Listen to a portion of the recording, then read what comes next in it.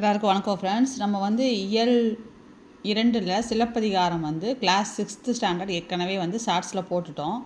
ஷார்ட்ஸில் பார்க்காதவங்க பார்த்துக்குங்க, இது இம்பார்ட்டன்ட். ஏன்னா இளங்கோவடிகள் பற்றி நிறையா விஷயங்கள் நம்ம தெரிஞ்சுக்கணும்.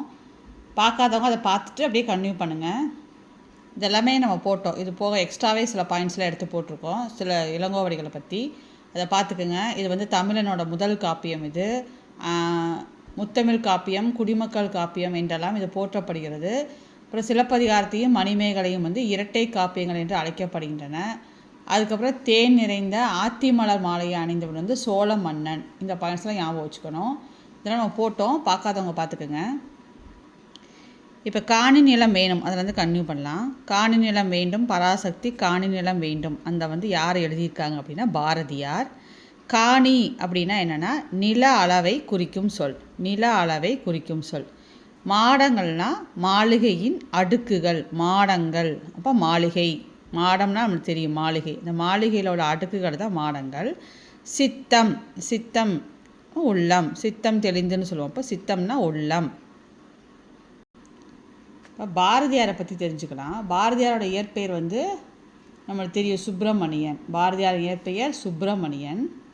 இவர் வந்து இளமையிலேயே கவி பாடும் திறன் பெற்றிருந்தனால எட்டயபுரம் மன்னரால் பாரதி எனும் பட்டம் வழங்கி சிறப்பிக்கப்பட்டார். அப்போ யார் வந்து இவருக்கு வந்து பாரதிங்கிற பட்டம் கொடுத்தாங்க அப்படின்னு கேட்கலாம். அவர் யாருன்னா எட்டயபுரம் மன்னர். அதே மாதிரி பாரதிதாசனுக்கு வந்து அந்த இதை கொடுத்தவர் வந்து அறிஞர் அண்ணா. அது ஞாபகம் வச்சுக்கணும். வரும்போது லிங்க் பண்ணி படிச்சுக்கோங்க. இவர் வந்து மண் உரிமைக்காகவும் பெண் உரிமைக்காகவும் நிறையா பாடல்கள் பாடியிருக்காரு. இவர் பாடின நூல்கள் என்னென்னா பாஞ்சாலி சபதம், கண்ணன் பாட்டு, குயில் பாட்டு. பாஞ்சாலி சபதம், கண்ணன் பாட்டு, குயில் பாட்டு. இது வந்து பாரதியார் பாடிய நூல்கள். அடுத்து கிணறு அப்படின்னா கேணி. கிணறுனா கேணி. சித்தம் உள்ளம். சித்தம்னா உள்ளம். மீனிங்ஸ்லேயே பார்த்தோம். சித்தம்னா உள்ளம். கிணறு கேணி. இந்த மீனிங்ஸ் வந்து முக்கியம். முத்துச்சுடர் போல, முத்துச்சுடர் போல் எது இருந்துச்சுன்னா நிலாவோட ஒளி. முத்துச்சுடர் போல். தூய நிறத்தில் எது இருந்ததுன்னா மாடங்கள். தூய நிறத்தில் மாடங்கள். சித்தம்னா உள்ளம்னு சொன்னோம். அப்போ மைண்ட் ரிலாக்ஸ் ஆகிறதுக்கு என்ன வேணும்? தென்றல். சித்தம் மகிழ்ந்திட தென்றல். தூய நிறம்னா பில்டிங். அப்போ மாடங்கள் ஞாபகம் வச்சுக்கணும். தூயம்னா நல்ல நிறம். மாடங்கள். முத்துச்சுடர் போல் எது? முத்துச்சுடர் போல். சுடர் அப்போ நிலா ஒளி. சுடர் அதனால் ஒளி, நிலா ஒளி அப்படின்னு வச்சுக்கோங்க. அடுத்து இந்த சிறையின் ஓசை ரொம்ப முக்கியமான லெசனு. அதாவது பறவைகள் வந்து இடம்பெயர்தலை வந்து வலசை போதல் அப்படிங்கிறோம். பறவைகள் வந்து சில காரணங்களுக்காக, அது உணவு, இருப்பிடம், இல்லைன்னா தட்பவெப்பநிலை மாற்றம், இனப்பெருக்கம் போன்ற பல காரணங்களுக்காக இது ஒரு இடத்துலேருந்து இன்னொரு இடத்துக்கு மூவ் ஆகுது இல்லையா? நம்ம வந்து இங்கிலீஷில் வந்து மைக்ரேஷன் அப்படிம்போம். இது வந்து தமிழில் வந்து வலசை போதல் அப்படிங்கிறாங்க. அதாவது பொதுவாக எந்த திசையிலேருந்து எப்படி போகும்னா வடக்கிலிருந்து தெற்கு நோக்கியும் மேற்கிலிருந்து கிழக்கு நோக்கியும் பறவைகள் வலசை போகின்றன. அதாவது வந்து நம்ம டைரக்ஷன் ஞாபகம் வச்சுக்கணும். பொதுவாக வந்து நம்ம கிராஃபில் எப்படி போடுவோம்? மேப்பில் இப்படி இருக்குன்னா இது நார்த்து, சவுத்து, ஈஸ்ட்டு, வெஸ்ட்டு. அப்போ எப்படி சொல்கிறாங்க? வடக்கிலிருந்து தெற்கு நோக்கியும் மேற்கில் இருந்து கிழக்கு நோக்கியும், மேலேருந்து கீழே லெஃப்ட் டு ரைட் அப்படின்னு வச்சுங்க. வடக்கிலிருந்து தெற்கு நோக்கியும், இது என்னது? மேற்கு. வெஸ்ட்டுனா மேற்கு. அப்போ மேற்கில் இருந்து கிழக்கு நோக்கியும் வலசை போகின்றன. அதாவது வந்து அதை போயிட்டு ஒரு குறிப்பிட்ட டைம் கழித்து திரும்ப வந்து அது வந்து திரும்ப தாய் நிலங்களுக்கே திரும்பிடுதாமா. இதுக்கு தான் வலசை போதல் அப்படிங்கிறாங்க. இந்த வலசை போகும்போது அது உடம்புல என்னென்ன மாற்றங்கள் ஏற்படுதுன்னா தலையில் வந்து சிறகு வளர்தல், இறகுகளின் நிறம் மாறுதல், உடலில் கற்றையாக முடி வளர்தல். இந்த 3 மாற்றங்களும் நடக்குது. இதில் வேறு ஏதாவது ஒரு ஆப்ஷனை கொடுத்துட்டு பொருந்தாது எதுன்னு கூட கேட்கலாம். அதை பார்த்துக்கணும். அப்புறம் பார்த்திங்கன்னா இந்த வந்து இந்த பறவை இருக்கு இல்லையா? இது வந்து ஃப்ரிகேட் பேர்டுன்னு கொடுத்துருக்காங்க பாருங்கள். இந்த பறவை வந்து சிறகு அடிக்காமல் கடலை தாண்டி பறக்கும் பறவை. இது வந்து தமிழில் வந்து கப்பல் பறவை அப்படிங்கிறோம். இப்போ எந்த பறவை வந்து சிறகடிக்காமல் கடலையே தாண்டி பறக்கும் அப்படின்னு கேட்டாங்கன்னா கப்பல் பறவை, ஃப்ரிகேட் பேர்டு. இது வந்து எத்தனை கிலோமீட்டர் வரை பறக்கும்னா 400 கிலோமீட்டர். இந்த நம்பர் ஞாபகம் வச்சுக்கணும். 400 கிலோமீட்டர் வரை பறக்குமாமா. இதுக்கு இன்னொரு பேர் என்ன? கப்பல் கூளைக்கடா கடற்கொள்ளை பறவை. கப்பல் கூளைக்கடா கடற்கொள்ளை பறவை. அதாவது வந்து இதுக்கு கப்பல் பறவைக்கு வேறு சில பெயர்கள். இது வந்து முக்கியம். இது நல்லா பார்த்துக்கணும். அடுத்தது நாராய் நாராய் செங்கால் நாராய் அப்படிங்கிற பாடலை பாடியவர் யாருன்னா சத்திமுத்த புலவர். நாராய் நாராய் செங்கால் நாராய் அதை வந்து பாடினவர் வந்து சத்திமுத்த புலவர்.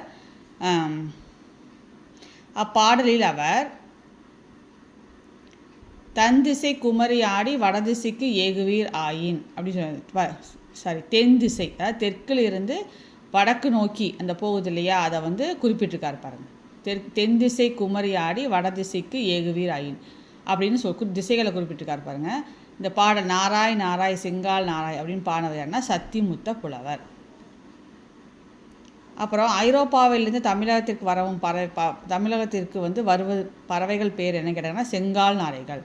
ஐரோப்பாவிலிருந்து தமிழகத்திற்கு வரும் பறவைகள் செங்கால் நாரைகள். அப்புறம் சிட்டுக்குருவியை பற்றி தெரிஞ்சுக்கணும். அது வந்து கூடு கட்டியும் பறவை இனம். அது வந்து பார்த்திங்கன்னா 3 முதல் 6 முட்டைகள் இடுமாமா. 14 வார நாட்கள் அடை காக்கும். 15ஆம் நாள் குஞ்சுகள் வெளிவரும். இப்போ உலகத்திலே வந்து அழிஞ்சிட்ருக்க பறவை இனம் வந்து என்னென்னா சிட்டுக்குருவி. இது அடிக்கடி கேட்ட கொஸ்டின், இந்த வாட்டி கூட கேட்டிருந்தாங்க. இந்தியாவின் பறவை மனிதர் யாருன்னா டாக்டர் சலீம் அலி. இவர் தான் வந்து இவரோட வாழ்க்கையை ஃபுல்லாக வந்து பறவைகளை வந்து ஆராய்ச்சி பண்ணுறது, அவங்கள வந்து படம் பிடிப்பதிலேயே ஈடுபட்டார். அதனால தான் இவர் வந்து இந்தியாவின் பறவை மனிதர் அப்படிங்கிறாங்க. இவர் வந்து பறவைகள் பற்றி பல நூல்கள் எழுதியுள்ளார். இவர் எழுதின மிக முக்கியமான நூல் எதுனா சிட்டுக்குருவியின் வீழ்ச்சி, த ஃபால் ஆஃப் ஸ்பேரோ அப்படின்னு பேர் வச்சுருக்காரு.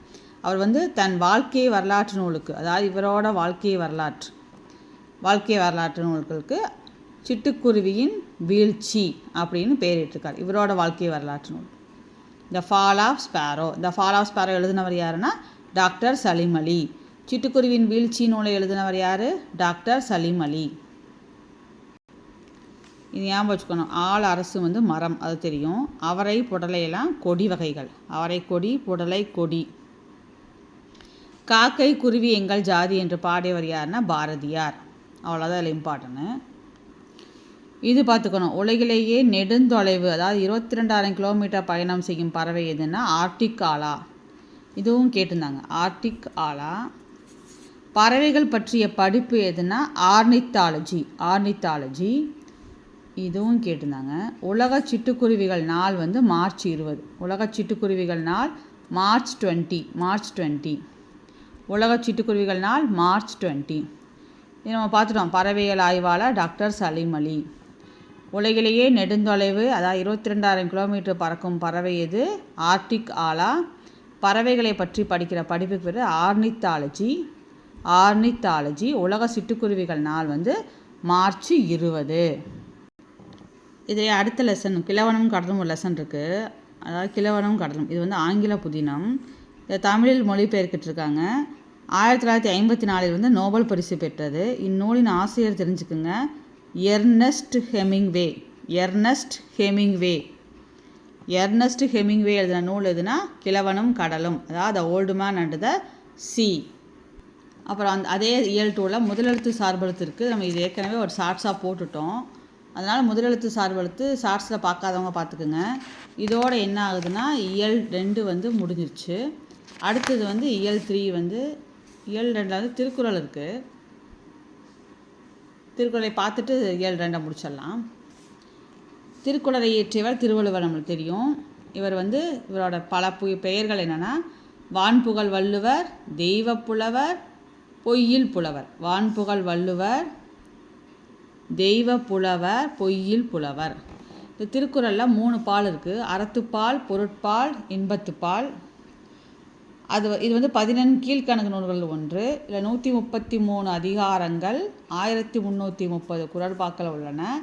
அதாவது திருக்குறளில் இல்லாததும் இல்லை, சொல்லாததும் இல்லை அப்படின்னு அளவுக்கு இல்லை எல்லா விஷயங்களுமே திருக்குறளில் இருக்குது. திருக்குறளுக்கு இன்னொரு பேர் வந்து உலக பொதுமறை, வாயுரை வாழ்த்து. இந்த 3 பால் இருக்கு இல்லையா, அறத்துப்பால், பொருட்பால், இன்பத்துப்பால். இதை வந்து 3ல் எவ்வளோ இருக்குன்னு நம்ம தெரிஞ்சுக்கணும். அறத்துப்பாலில் இது தெரிஞ்சுக்கணும். அறத்துப்பால் பொருட்பால் இன்பத்துப்பாலில் இதில் வந்து 38, இதில் பார்த்திங்கன்னா 70 அதிகாரங்கள், இதில் வந்து பார்த்திங்கன்னா 25 அதிகாரங்கள். கூட்டினிங்கன்னா 133 வந்துடும். ஸோ 38, 70, 25 அப்படியா வச்சுங்க. 38, 70, 25. அறத்துப்பால் பொருட்பால் இன்பத்துப்பால் 38 அதிகாரங்கள், 70 அதிகாரங்கள், 25 அதிகாரங்கள். ஸோ இப்படி தான் பிரிச்சுருக்காங்க. திருக்குறளில் இனி எக்ஸ்ட்ரா வரதான் நம்ம அடுத்தடுத்த 7th 8th வரும்போது இன்னும் கொஞ்சம் எக்ஸ்ட்ரா வரதெல்லாம் பார்த்துக்கலாம்.